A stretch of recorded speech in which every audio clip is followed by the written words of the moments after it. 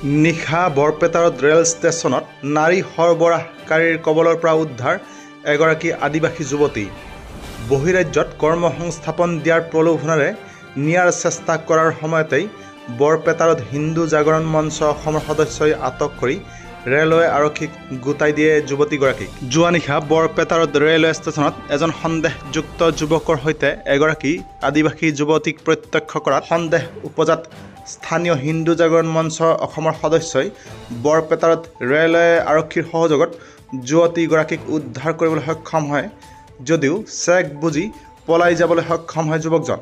পৰৱৰ্তী সময়ত বৰপেটাৰ ৰেলৱে আৰক্ষীয়ে হিন্দু জাগৰণ মঞ্চ অসমৰ বৰপেটা জিলাৰ প্ৰচাৰক শুভব্ৰত সিংহৰ লগতে দুমুনি আদিবাসী ছাত্ৰ সন্থাৰ সহযোগত পৰিয়ালৰ হাতত গোটাই দিয়ে উদ্ধাৰ কৰা যুৱতীগৰাকীক। News desk report, news time 3। আজি সন্ধিয়া আনুমানিক 6 বজাত আমাৰ 1 নম্বৰ প্লেটফৰ্মত যিটো জিৰণি চৰা আছে তাতে এজনী আদিবাসী ছোৱালী ডুমনি বাগানৰ হয় আৰু এজন সন্দেহজনক এজন যুৱকৰ লগত প্ৰত্যক্ষ কৰে আমাৰ বৰপেটা ৰোডৰ নিবাসী প্ৰসেনজিৎ সাহা বুলি এজন যুৱকে, আৰু তেওঁ তৎক্ষণাত আমাক খবৰ দিয়ে আৰু আমি ৰেল আৰক্ষীক জিআৰপিক খবৰ দিওঁ আৰু তাৰে পিছতে এই ছোৱালীজনীক উদ্ধাৰ কৰা হয়। আৰু আমি যিমানখিনি জানিব পাৰিলোঁ যে এজন ল'ৰা এজন যুৱক আমাৰ এই ছোৱালীজনীয়ে কোৱা মতে যে আমাৰ ৰাজাঘাট নিবাসী এই এজন যুৱকে এই ছোৱালীজনীক বেংগালোৰত মানে লৈ যাব খুজিছিল মানে কামৰ প্ৰলোভনেৰে। আমি এটা অনুমান কৰিব পাৰিছোঁ যে আমি সোধপোছ কৰিছোঁ যেতিয়া ছোৱালীজনীক যে ছোৱালীজনী ঘৰৰ মানুহ কোনে জ্ঞাত নহয় যে এই ছোৱালীজনী ক'ৰবাত কামত যাব। তেতিয়া আমি আমাৰ আদিবাসী ছাত্ৰ সন্থা যিসকল আমাৰ কাৰ্যকৰ্তা আছে আমি তেওঁলোকক অৱগত কৰিলোঁ আৰু তেওঁলোকৰ এটা প্ৰতিনিধি দল ইয়াতে আহি উপস্থিত হৈছে আৰু এতিয়া তেওঁলোকে এই ছোৱালীজনীক চমজাই লৈ যাব আৰক্ষী প্ৰশাসন পৰা আৰু তেওঁলোকৰ ঘৰত মানে অভিভাৱকক চমজাই দিব।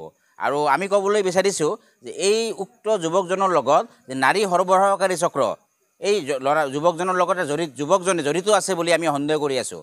কাৰণ কোনো ধৰণৰ মানে পৰিয়ালৰ মানুহক অৱগত নকৰাকৈ এজনী ছোৱালীক বহিৰাজ্যলৈ কেনেকৈ কামলৈ লৈ যাব পাৰে, আৰু এনেহেন ঘটনা সচৰাচৰ আমাৰ ইয়াতে বৃদ্ধি হৈ আছে। কিছুদিন পূৰ্বেও আমি এই ডুমনি বাগান অঞ্চলৰ পৰাও আদিবাসী ছোৱালী এনেকৈ বাহিৰলৈ কামলৈ লৈ যাবলৈ আনিছিল, তেতিয়া উদ্ধাৰ কৰিছিল। আমি মানে যথেষ্টভাৱে আমি উদ্বিগ্নতা হৈছোঁ যে এই ধৰণৰ ঘটনা যদি বৃদ্ধি পাই থাকে আমাৰ সমাজত এটা শান্তি সম্প্ৰীতি এইটো এটা বাধাৰ সৃষ্টি হ'ব। আৰু আমি সমূহ ৰাইজক সজাগ হ'বলৈ আহ্বান জনাইছোঁ যে আমাৰ অসমত আমাৰ প্ৰত্যেকটো গাঁৱে ভূঞে এনেধৰণৰ নাৰী সৰবৰাহ চক্ৰ সক্ৰিয় হৈ আছে। আমি সকলোৱে সজাগ হ'ব লাগে। যুৱকজনক যেতিয়া নেকি আমাৰ কাৰ্যকৰ্তা এজনে সোধপোছ কৰি আছিল ছোৱালীজনীক, তেতিয়া যুৱকজনে এইটো দেখা পাই তেওঁ লগে লগে গুচি গ'ল আৰু তেখেতৰ মোবাইল নাম্বাৰ আৰু ফেচবুকৰ যিটো একাউণ্ট আমি উপলব্ধ কৰিছোঁ। নামটো কিবা মইনুল হক, ঘৰ ৰাজাঘাট বুলি আমি জানিব পাৰিছোঁ।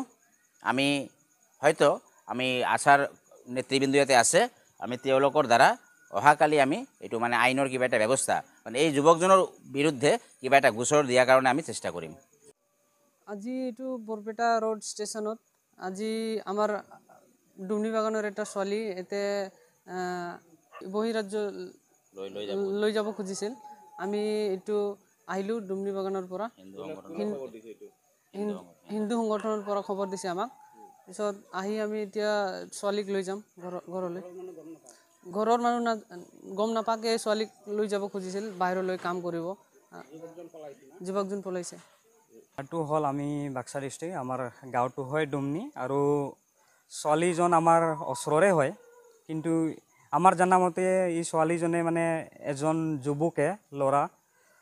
যুৱকে এই কাম কৰিবলৈ বাহিৰত লৈ আছিল। আৰু আমাৰ ইয়াতে বৰপেটা ষ্টেচনত আমাৰ হিন্দু পৰিষদৰ মঞ্চ এজন সংগঠন পৰা ধৰিছিল। ধৰাৰ পিছত আমাক জনাৰ পাছত আমি আহি পিনে ছোৱালীজনক ভিজিট কৰি আমি লৈ যাম ছোৱালীজনীক। ল'ৰাজনে পলাই গৈছে আৰু ল'ৰাজনে আৰু এইটো কথা ঘৰৰ মানুহ নাজানে,